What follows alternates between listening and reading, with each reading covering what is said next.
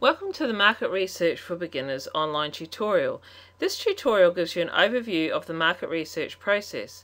By that, I mean I'm going to outline the steps involved with setting up and running your own market research project.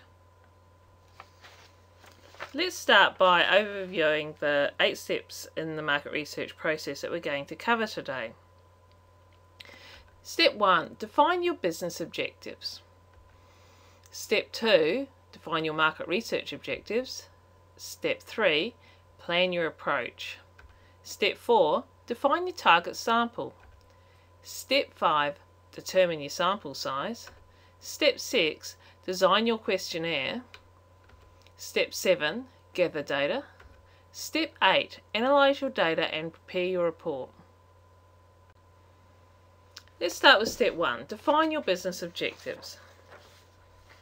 Business objectives are a statement of what you want to achieve in your business and when. Your business objectives may be to fix an issue that your business is facing, or perhaps it's to understand if there is a demand for your new service or product idea. If you're ready to engage in market research, chances are you're already aware of the issues facing your business. Think about the strategic decisions you need to make in order to address these. Try to sum up your business objectives in 1 or 2 sentences. For example, in the next 12 months we want to build a reputation for only selling the best quality products in our industry. Build a reputation for offering the best value for money service proposition in the marketplace. Step 2. Define your market research objectives. To develop research objectives from business objectives, think about the information you might need from market research to inform your decision or measure the success of your business objectives. So for example, if you want to provide quality products in your industry, then you may want to know which suppliers offer the best quality products and what your customers and competitor customers perceive as the best quality products. To provide the best value for money service proposition, you may want to understand what your customers and competitor customers' expectations of good service are and how you perform relative to these expectations. If you're thinking about providing a premium product or service, you may wish to understand the extent to which customers are willing to pay extra for the service and how much. Step 3. Plan your approach. Think about what information is already available to you. You may have information available to you through secondary research or trade press or feedback from sales staff or customer complaints. Then you need to think about what information is still missing. What else do you need to know in order to understand your market or your customers and make your decisions? Once you know this, you can think about what is the best way to obtain this information. Do you need to start with a qualitative study? Do you need to follow this up with a quantitative study? Is quantitative research in itself enough? Which qualitative or quantitative methodology would be best?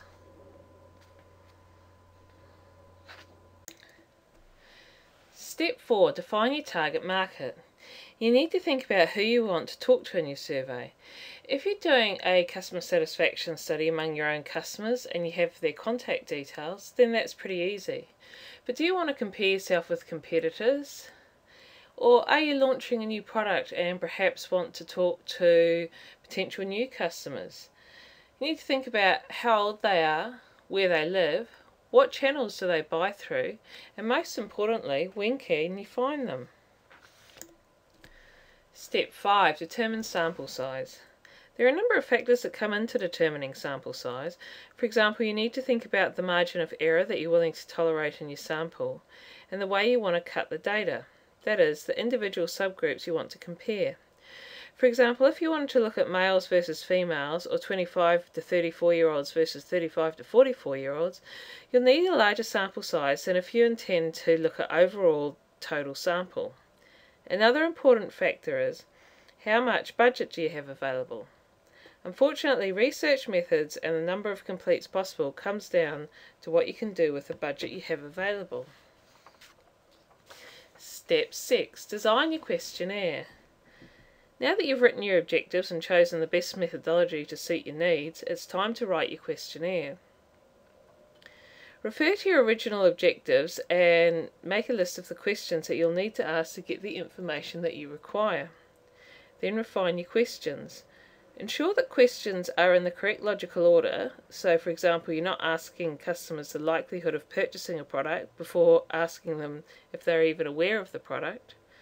Run your questionnaire past your colleagues to ensure that your questions make sense and there's no ambiguity. Step 7. Gather your data. Now that you've got the perfect questionnaire, you're ready to launch it and wait for your responses to come in. And the way you do this is going to depend on the methodology that you've chosen. Remember, you should always pilot your questionnaire first.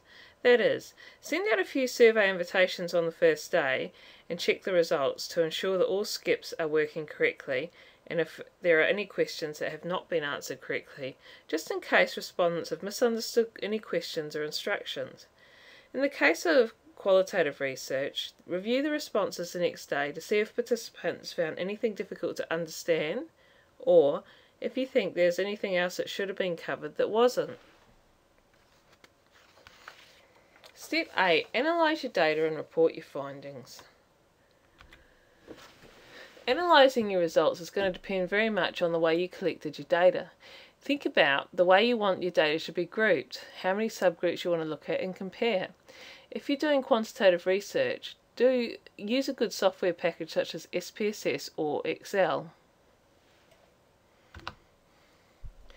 Reporting your findings. The key to good reporting is understanding your audience. Then you can decide the best format to suit them. And then always refer back to your business objectives and research objectives while you're writing your report to ensure all your objectives are covered in your presentation. That wraps up our online tutorial. Keep checking back to my website for more hints and tips on how to run your own market research projects. If you have any questions or comments, just email me, sarah@marketresearchforbeginners.com.